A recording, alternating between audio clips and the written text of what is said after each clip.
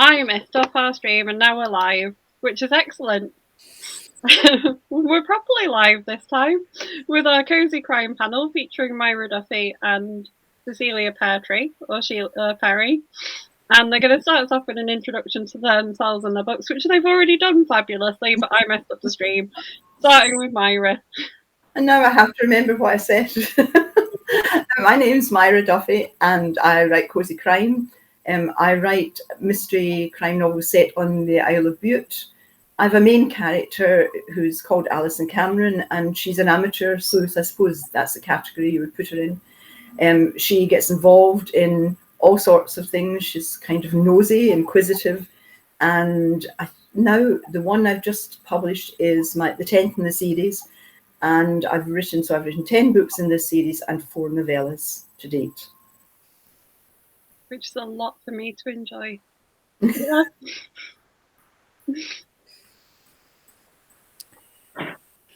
And my pen name's Cecilia Peartree, and that's what I publish most of my books under.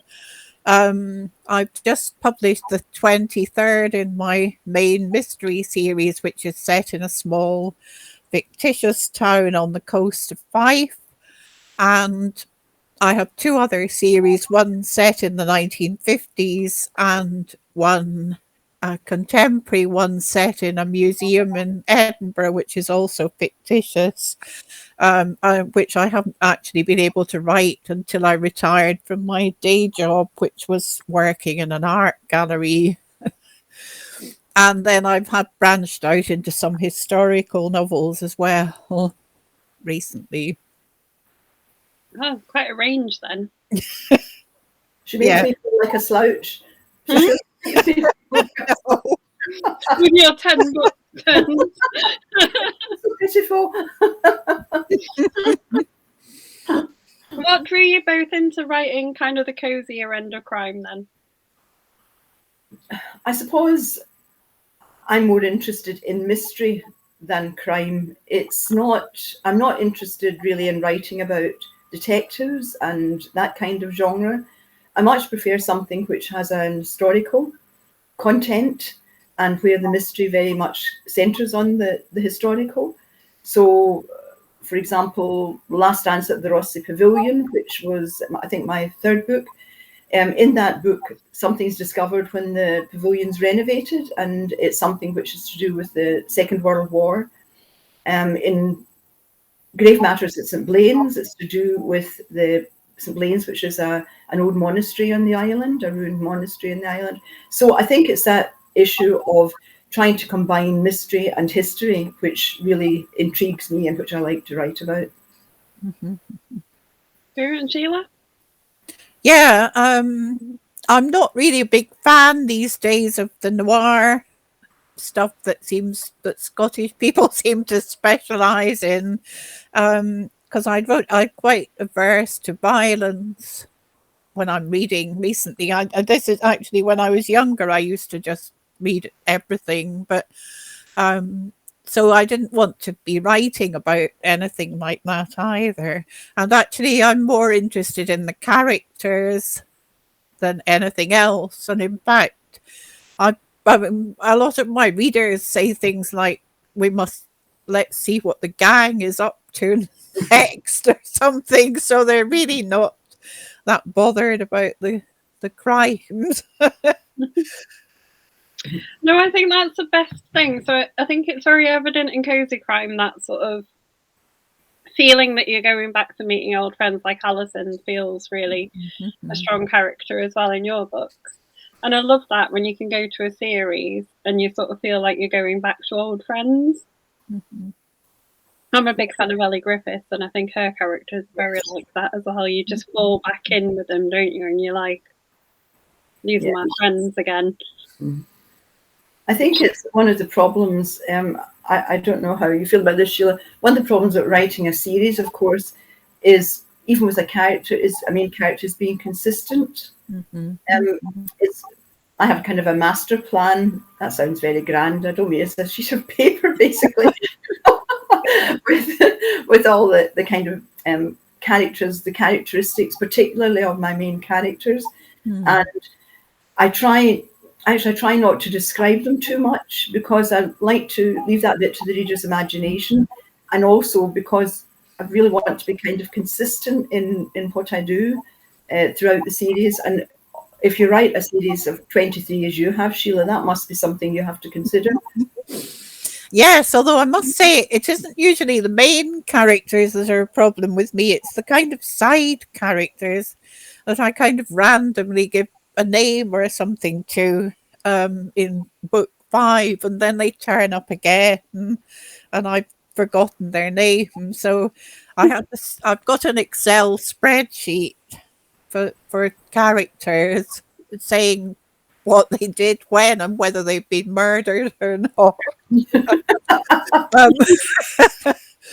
And whether they've actually murdered someone or not, because that's happened as well, where I've brought a character in the middle of the series and they've turned out to be much more evil than they at first appeared. So yeah, I do try and keep track of them, but like you, Myra, I don't really describe them awful lot. I mean, usually if someone's got red hair, that comes in, and then there's a character in my series who's actually, his appearance is more or less based on a second cousin of mine. Okay. I don't really know him very well, but he used to be a Lib Dem MSP at one point. So I kind of think of him when I think of this character. So that really helps as well. Yes, I think it is difficult, isn't it, sometimes with the minor characters to if you've written a number of books, it is difficult to remember who they are. The interesting thing is that readers always remember. So they'll come up to you and say, "Oh, when such and such a character did such and such, and you know, Death at the Kyles of Butte," and you think to yourself, "Really?" Yes, I've got some readers who've gone back and read all the books again from the beginning, which I haven't done myself. So, and they'll kind of come up with questions like that. And when I went to lunch a couple of years ago with a friend that I'd known since I was at school, who's actually also a reader, I had to demonstrate the layout of this fictitious place using the cutlery and, you know, condiments that were on the table when we were eating. So that was funny as well. Are you ever tempted? This is a question I ask a lot of people, but you've both got kind of quite a good body of work. Are you ever tempted to write spin-off stories about sort of the smaller characters in your books? If you know what I mean, like the side characters. Well, interestingly, the latest book, my new book, which is Foul Play at the High Kirk, the historical part of that is about a family who lived on the island in Victorian times, a fictitious family who lived on the island in Victorian times, who were involved with the kind of mystery. And just recently, I began to think, you know, I would really like to write about them. I would like to make them the centre of a series between Glasgow and the Isle of Bute, because in Victorian times, of course, the Isle of Bute was extremely popular as a holiday destination. It was one of the most important destinations in Scotland, certainly in the west coast of Scotland. But it's a question of timing, because I've got another new series, which I've finished the first book and written half the second book, which is set in the 1990s in Glasgow. So I've got to get that done first of all. I've got to get that finished first of all before I go on to something else. I'm not the kind of person, sadly, I know many writers can write several books at once, several types of book. I can't do that. I have to concentrate on one. What about you, Sheila? Well, no, actually, I tend to start something completely different. Although actually my son once suggested I should write some novels about one of my characters who's a retired spy because she's always referring to kind of completely imaginary missions that she's been on in kind of Mongolia and places. But I don't think I've got it in me to write these particular things. Mm-hmm. Mm-hmm. But you do write historical to some extent, don't you? I mean, it's historical in the context, but it's not modern. It's not. Well, the 1950s stuff Yes. is now historical, although I hate thinking of that. But yeah, because I think I started 1950s stuff because there isn't actually a huge amount set in the 1950s now, and I wondered whether people who didn't live through the 1950s as I did actually know how different it was from the way things are now. So, for instance, people's attitudes were very different, and I have had people complaining about my 1950s novels about the attitude of men towards women and this kind of thing, which is quite interesting. But it makes it interesting to write them because you've got to do some research and you've got to think back to how things were and so on. I think that's an interesting point, isn't it? Because if it's something within your own living memory, I mean, I'm writing this one about the 1990s, but I've had to check so many facts because what I remember isn't necessarily what was happening, or you remember what affects you, don't you? And the wider picture sometimes you don't have. So that's involved a lot more research than I would have thought. Yes, I did a hell of a lot of research for the 1950s one, actually, because the first book in that series is set at the Festival of Britain, which, although I was very small at the time of the Festival of Britain, I hasten to add, so I don't really have any first-hand knowledge of it, but it was something I found really interesting as well. And then there's some stuff about early computers as well, which interests me personally because I have background in computer programming. And then I think even for 1956, which I think my next one might be, I'll have to research and see what was happening now, because the very first real life historic event I can remember is the coronation. And then after that, I remember the Hungarian Revolution, weirdly, because we had some refugees from it arrive in our village.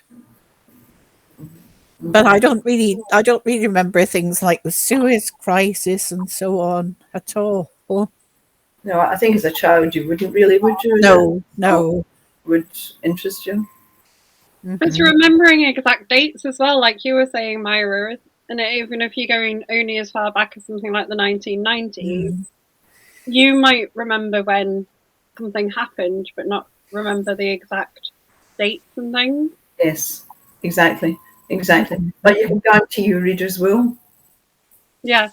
There's a question on here from Sam, actually, that follows on nicely from what you were talking about. She wants to know how long each book usually takes you to write, considering the amount of research you must both have to do. I like to try and have one book a year. I do have a lot of help, I must admit, with the background and the research on the island, because my son lives in the island and he's a forensic archaeologist, so that's actually quite useful. He does quite a lot of work on the island, and so that's been very helpful. I think the major difficulty I have is not writing the book, it's the editing. The editing takes me forever because I don't plan the book out, I just write it. And so I end up with something that really is a bit of a hodgepodge.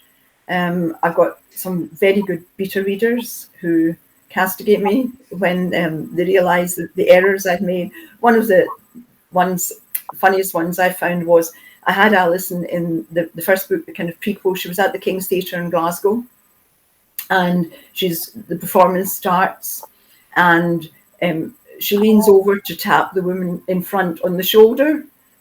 I'd forgotten I put her in the front seat in the circle. and it's that kind of thing that you really need editing, tight editing for. How about you? Eagle-eyed readers. Yes. Sheila?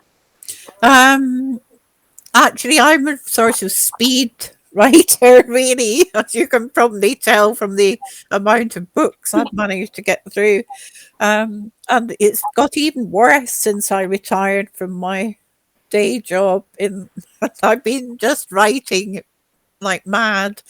It's partly because the best way I've found of actually finishing something is to do it during November for National Novel Writing Month, because there's a kind of self-imposed pressure to get 50,000 words in a month, and also they run kind of summer events as well for that. So I've kind of got used to that.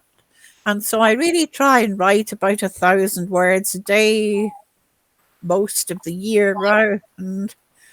And unfortunately, I kind of mistimed things in the last little while. So I had to be editing my Christmas one in the mystery series in the afternoons and writing something for National Novel Writing Month in the mornings.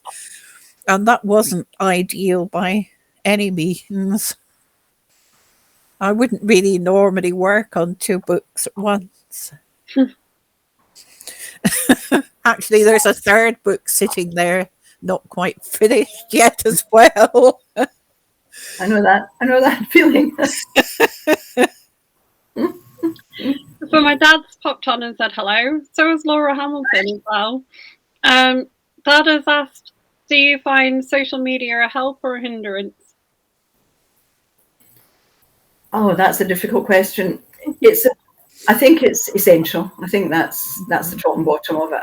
I don't think there's any way in the present circumstance, at the present time, that you can be a writer without having some involvement in social media. I think it's useful to decide what you prefer to use. I much prefer Facebook.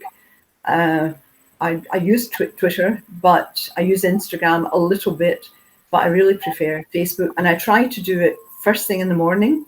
I try to check the post first thing in the morning, and then maybe in the middle of the day, and then possibly in the evening. So I try to be consistent in timing it. Otherwise, you could really be on social media all day.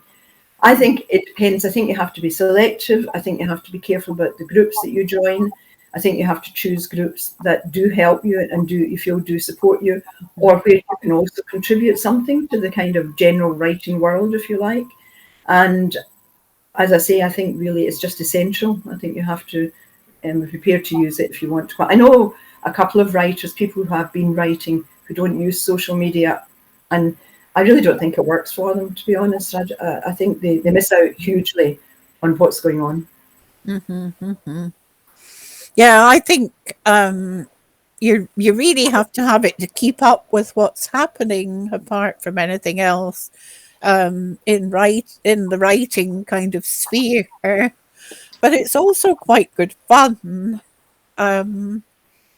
So, well, the UK Crime Book Club obviously is the most fun of all. We're not holding you to hostage, don't And I should mention that there's the short story event is on at the moment, Santa's Short. So if anyone wants to read all the stories that have been posted as part of that, then you can search the UK Crime Book Club homepage and find them there. I have been paid to say that, obviously. Yeah, but actually I like Twitter as well. And quite recently I've discovered how to take part in a kind of discussion on Twitter, not just kind of people tweeting at random, but under a certain hashtag. And that's been really good fun. At a certain time, 11 on Tuesday or whatever. And that's been really good fun. Of course, it can get quite upsetting as well, especially Twitter more so than Facebook, I think. People can really be very rude to each other. And you've got to be kind of careful not to get it to make you over anxious about things that are happening in the world and so on.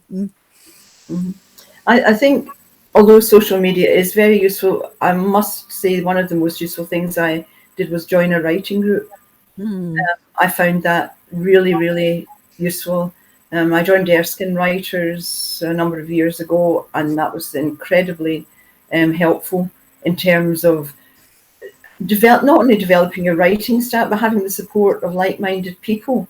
What I will say is that in the present climate, I now am with Bearsden Writers, and in the present climate, of course, social media has been terrific because we've all been so restricted.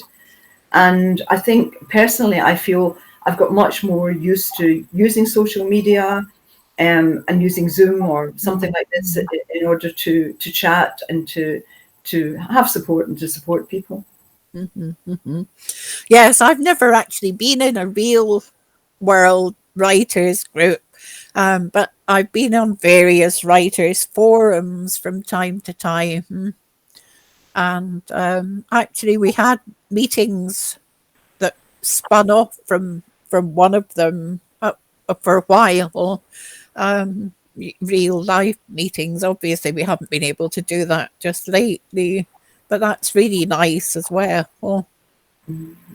It's nice when you can make sort of a connection online, I think, and a lot of us have done it while there's been the pandemic. Yes. Where we've made these connections online or done crazy things like invented entire online festivals, and you make really good friends. Yes, absolutely. You that then can become real life. Yes. Yes. Well, it's like having, someone said to me once, it's like in days gone past, you would have pen pals. And it's much the same thing, isn't it? Except you can actually see them now, or you can interact more easily with them. Write a long letter, you can actually chat. Yeah, I have a weird relationship with social media because I have to hide a lot of mine because of my job. And then I have to unhide things occasionally because it makes doing this job a lot harder if I keep everything hidden. So some of mine are a bit less hidden than they used to be, but it's a tricky balance to find. Yes. Sam has asked, and this question came up earlier, and it's great. I come from a family that are very in love with Christmas, as you can tell. Christmas movies are on in my family's house from about October. My dad has been making mince pies for a month. It's a thing. We love Christmas.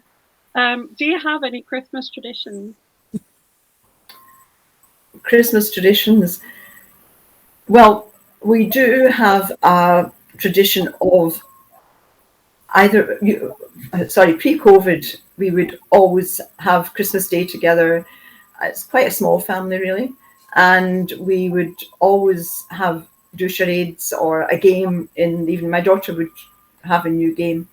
Last year, because we were all in lockdown, what we did was we did a Christmas pantomime online. So we set up the Zoom and we did Aladdin, and we all had a role and we all dressed up and we did the pantomime online, and that was really terrific fun. The other Christmas tradition, which started only a few years ago, so it's not really long, is the Icelandic one of giving a book and chocolate on Christmas Eve to every member of the family. I think originally it was designed to keep children quiet on Christmas Eve, not to get too excited, but we've kind of set that one up, but that is fairly recent. I'm really envious of your Aladdin thing. Fun.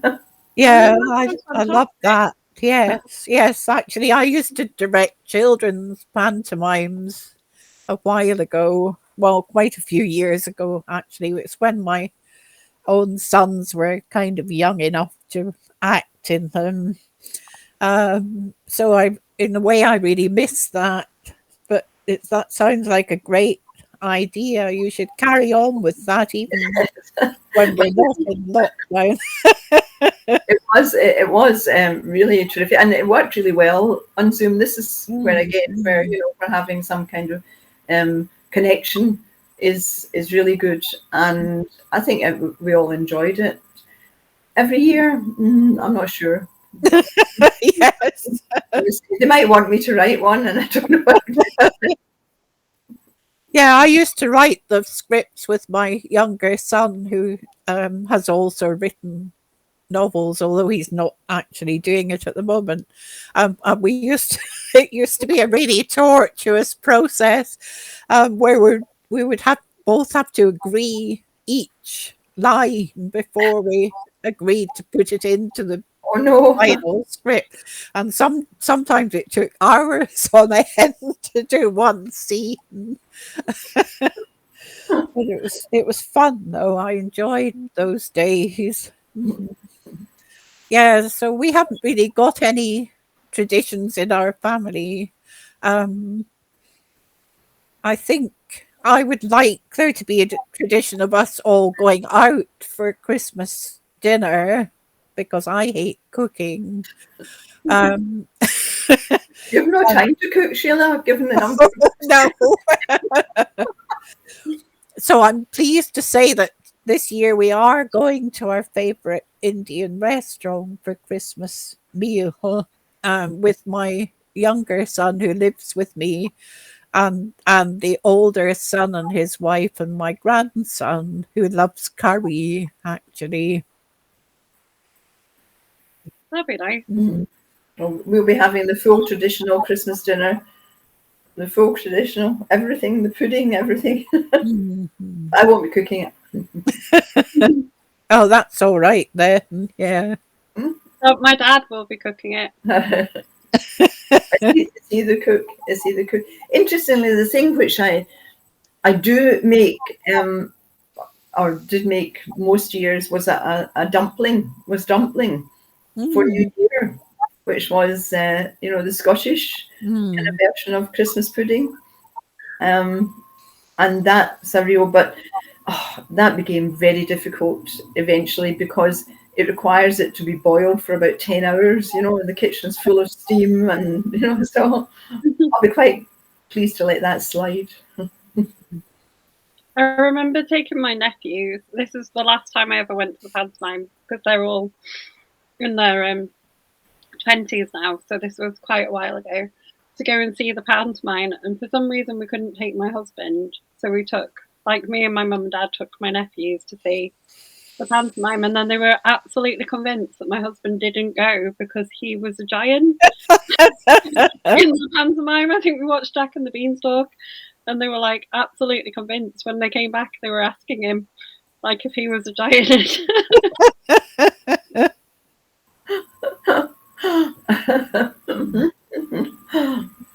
Which was marvellous. He is ridiculously tall. So it was a fair guess. How do you come up with your covers and titles? Because you've got some lovely covers and titles between you, haven't you? Tell us a little bit about that process. Well, the Bute novels certainly are. I have a cover artist called Randy Sinclair, and she's really terrific. And she's just seems to be able to interpret what I want in terms of the way the covers should be designed. I don't think I've ever had more than, say, 3 versions to choose, before I got one that I really, really liked. So, and she's very consistent, she's very helpful, she knows what she's doing. And I just think I've been very lucky with that. Obviously, it's trying to get something which reflects what the story is about, but also what reflects Bute, since that's the key location for the stories. Yeah, it's quite useful having something to kind of build it on, like it's got to be something to do with Butte, I think. Yes, I think that would help. Yeah. Hmm. I was just thinking about Christmassy novels just now, and I noticed this one. I'm not sure if it's going to come on to the screen here, but it's actually a picture of a big icicle that was hanging from our conservatory roof one year when it was a really cold winter, and so I used my photograph of it for the cover of a book about a really cold winter. Frozen in Crime, it's called. And quite often I've used some of my late brother's photographs of places around Scotland, because he took quite a lot um, along the Fife coast and things which are quite appropriate for my books. And then sometimes I just search for stock photographs of something. So my latest one had this picture of Santa Claus on it. What? Yes. I can't, that's not really coming across properly. But anyway, because I just needed something more generically Christmassy for this particular one. It's odd how a photo can just come up and be useful, isn't it? So the first thing I've read of yours was in the criminal shorts sort of anthology we put together for a charity. We did it for a Red Kite Special School. We've given them about £4,000 so far, which was really good after our auction and stuff. But the photo on that is a picture of my walk to work. All right. Okay. Good idea. Really near my house, and there's a big church, and it's lovely. It's quite pretty. But I walked out one morning, and it was foggy and dark, and it just looked like a horror movie. Yeah, like you're going to walk down on your own, and something was going to pop out and get you. And I think I just took the photo to be like, my walk to work looks like a horror movie, and that ended up being a book cover. I think something again. I must admit, I think I'm very lucky to have Mandy. I've written one children's book, which is, I don't know if you can see it. It's called The Motley Crew, and that is a mystery. It's a mystery for children. But I particularly wanted to do this because I wanted to include a child who was disabled and also a Syrian refugee, because there's a group of Syrian refugees now in the Isle of Bute. But even although it was a different kind of book, Mandy was able to kind of interpret that for me, which I think is really useful. It's really good to have someone that you can just say to, and then they do it. You see, I would be hopeless at, well, my photography is pretty hopeless, let me be honest. There's no way I could use any of the photographs I could take for a cover. You must be quite good, Sheila. Oh, not really, No, I usually have lots of different attempts at things, but my brother left behind a whole range of photographs of everything, from close-ups of flowers and butterflies and things to the sea and trees and castles and things, and I've quite often been able to use one of those. Well, that's good. That's good. Did you write the Motley Crew still as Myra Duffy? Yes. Oh, this is a big issue, and I'm really interested in what you've done, Sheila, because I wasn't sure whether I should use a different name, but it is still a mystery set on Bute. But the new series that I have, I'm not sure whether I should, in fact, choose a different name or just stick with Myra Duffy. I've not decided yet what I'm going to do about that. Different people have different views about what they should do. Would you choose a different name because it's a very different style of writing, or would you just... Do you think that your fans of your Butte books that there are now wouldn't maybe transfer over? Or Well, I've written 2 other books. I've actually written a romance set in a riding stables down in Dumbarton, and I've written a book called The Lunch Club at George Square, which is set in Glasgow, which isn't a mystery or anything. It's a kind of character-based novel, and I used Myra Duffy for those, but I'm not sure that was the right decision. I think because they're different, I should possibly have used a different name. I might have them reissued with a different name. So that's why I'm intrigued by what you do, Sheila. Why you do it. Well, yes. Well, what happened at first was that I published one novel under my own name, which was actually a sci-fi near future dystopian novel about an environmental disaster that happened in well, it was based in Scotland, but it was all over the UK and beyond. And then I had this other novel that was a mystery that was turned out to be the first in the series, and I thought I don't really want to use the same name for this as for the dystopian sci-fi, and so I just went with Cecilia Peartree, which was actually my National Novel Writing Month username, and it's kind of based on my own name in a weird kind of way, because Sheila was supposed to have been a form of the name Cecilia, and the Perry name was something to do with pear trees. But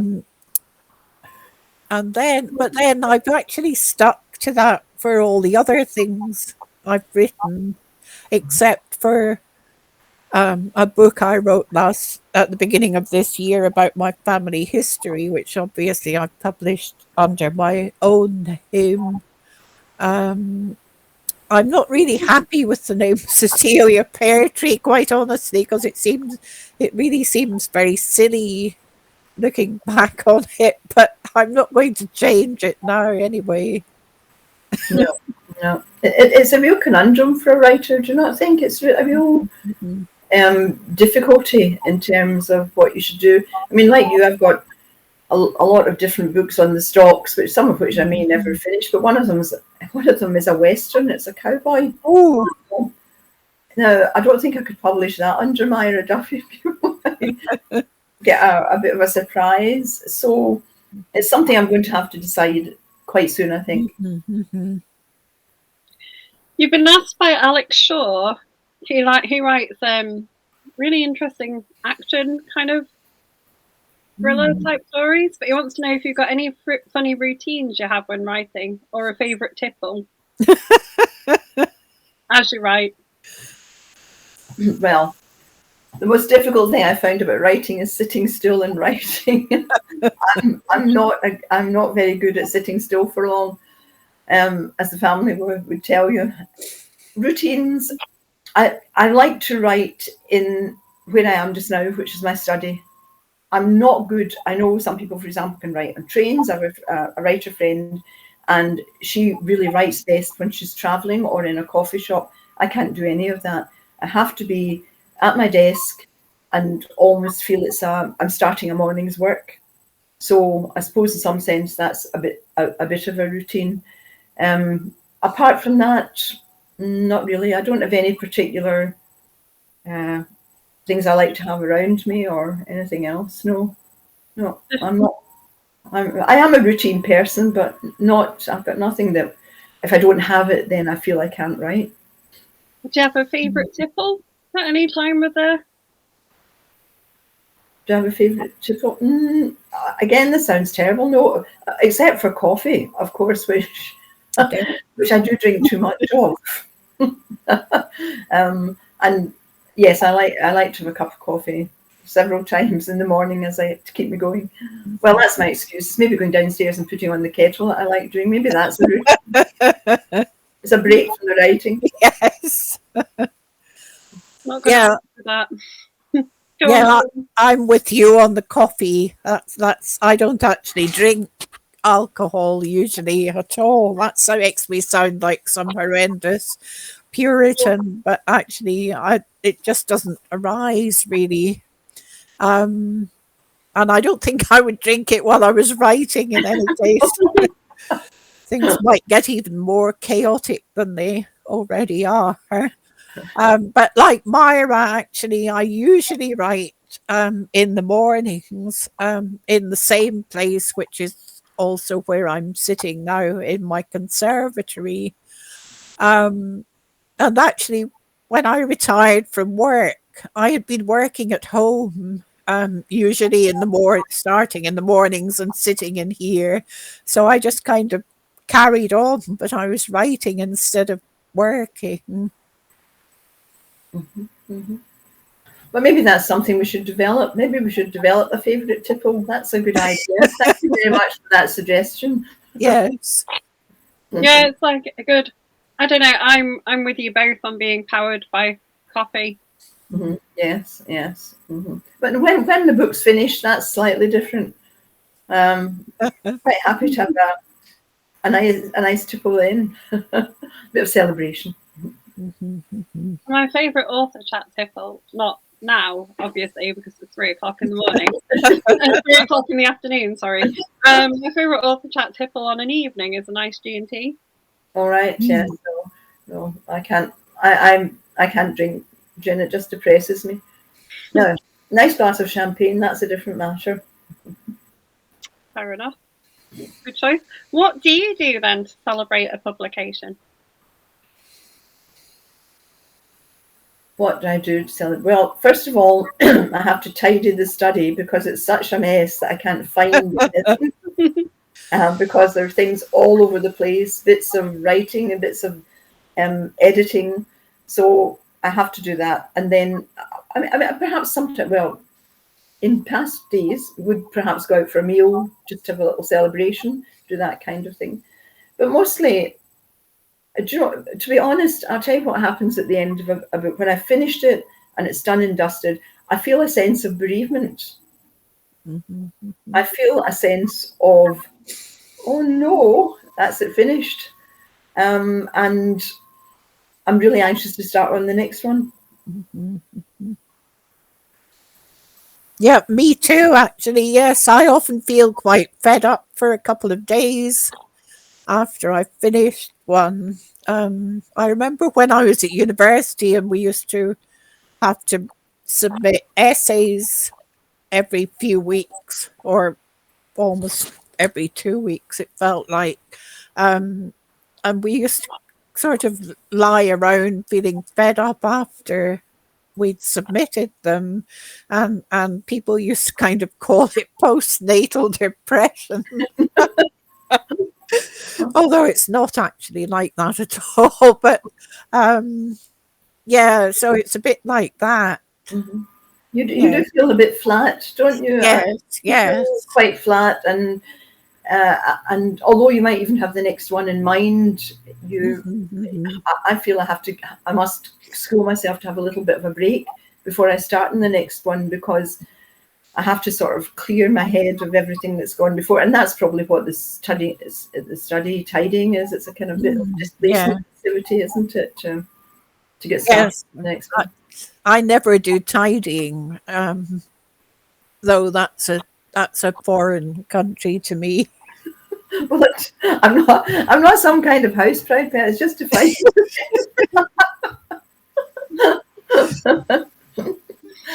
What would be your dream book launch then? Dream book launch. What would I really, really like for a book launch? Well, to be honest, I usually do my book signings, my first in the Print Point, which is the bookshop in Butte, which is a lovely place. And I'm happy with that. I really like that. I wouldn't particularly like something grand or ostentatious, or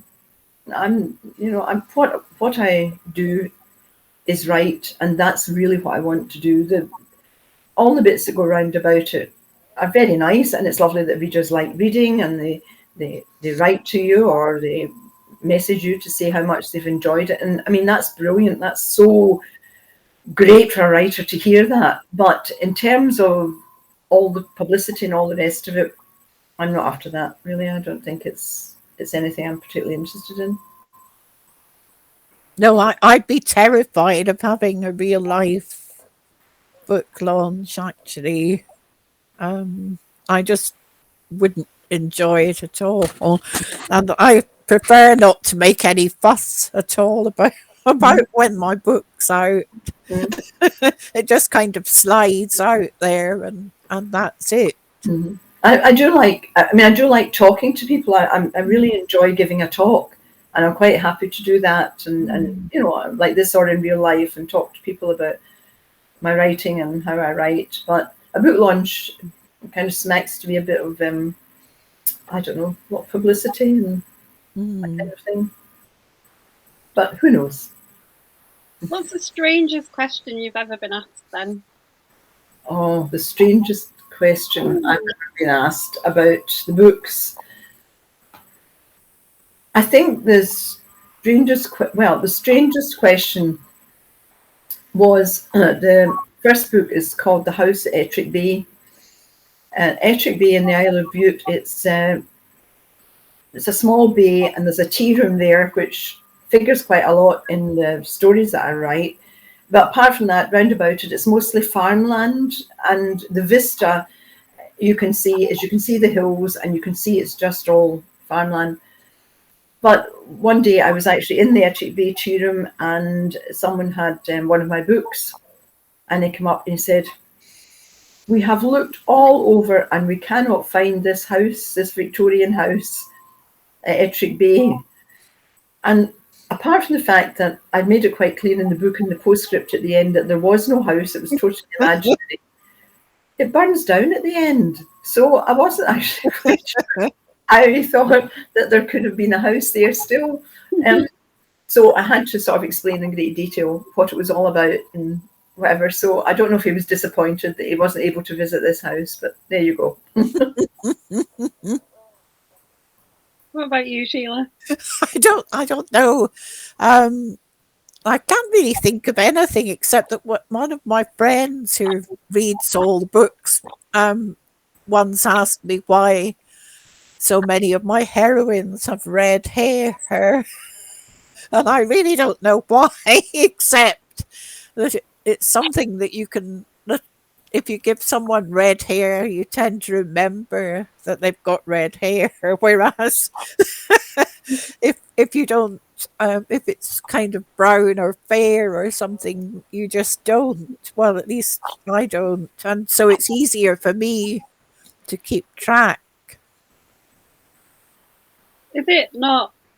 I'm not gonna go there. I was gonna say, is it not quite a Scottish trait having kind of red hair, and then realised that was probably a little bit. No, I think there are more generalisations. Yeah, no, I think there are more red-haired people in Scotland than other parts of the UK, certainly. Mm-hmm. Mm-hmm. So at work, then, is there any other things that you sort of try to incorporate into like the novels to sort of show that, like, any like nice Scottish traditions or anything you've incorporated into them? Possibly not particularly. As I say, there's a lot about the history of Scotland, well, particularly of Bute, and the geography of Bute in the novels. One I particularly enjoyed writing was Endgame at Port Bannatyne. And along Port Bannatyne's a village on the island, and at the end of the village is a castle called Kames Castle, and it was owned at one time by James Hamilton, who was a worthy of the island, let's say, in Victorian times. But he married a woman called Harriet Wynne, and Harriet Wynne was Welsh, and her father was a great friend of Casanova, and so all of that I was able to kind of incorporate in terms of the kind of history of the island and as a background. But it's more about history rather than about actual Scottish traditions, I would say, except for Last Dance at the Rossi Pavilion, because the Canadian barn dance, which is quite a well-known Scottish dance, was actually invented at the Rossi Pavilion because during the Second World War, there were so many Canadians stationed on the island, and one of them came up with this Canadian barn dance, which is still popular today. Mm. Do you have any Scottish foods or anything in there? I am just because I just recently had to sort of dissuade one of the children at my school from the fact that haggises weren't actually real animals. Really? Are you sure? I'm not so sure about that, Caroline. He or she might have been right, you know.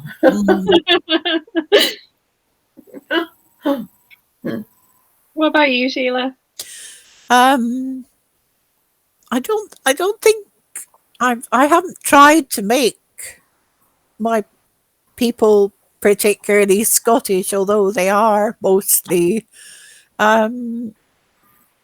Sometimes the older ones will invent something that they say is traditionally Scottish, although no one else has ever heard of it before. And there's a certain element in some of the books where one of the characters is tracing her family history and getting DNA tests and things to see if she's got any Viking blood in her. And so there's that kind of thing, and some of them have a bit of history in them, like Myra has, but it's usually more kind of local history or family stuff. One of the difficult things that I do think is how much you use local dialect. That's a real issue for a writer. Do you, since not everyone in Scotland or any other country would speak standard English or whatever, but it can be very distracting in a book if it's too much, unless it's written in that vein, unless it's written in a vernacular and it's deliberately written like that. So I find that quite hard, you know, just to put in one or two bits rather than have a character who would normally speak in, say, Broad Scots, perhaps, speaking that way in the book. I think that's quite a tricky one. Yes, I usually do that by giving the characters a kind of turn of phrase rather than because actually a lot of Scots speak quite differently. They kind of structure their sentences differently from people in other parts of the UK, I think. And so I don't really put in very many Scottish words or anything, but I do try to differentiate between there's one character who isn't really Scottish, and so I make her speak a bit differently from the others. Fair point. I suppose that's a problem for anyone who writes kind of a regional. Yes, it is. Novel, isn't it? How much of an accent you put in, because if you're not from that region, you're not going to know. Exactly. And then there are younger people as well who tend to have picked up a lot more Americanisms and things from television and films and stuff. So you have to watch that as well. I suppose it's also marketing your books internationally. Yes. Because a lot of people over here might work it out.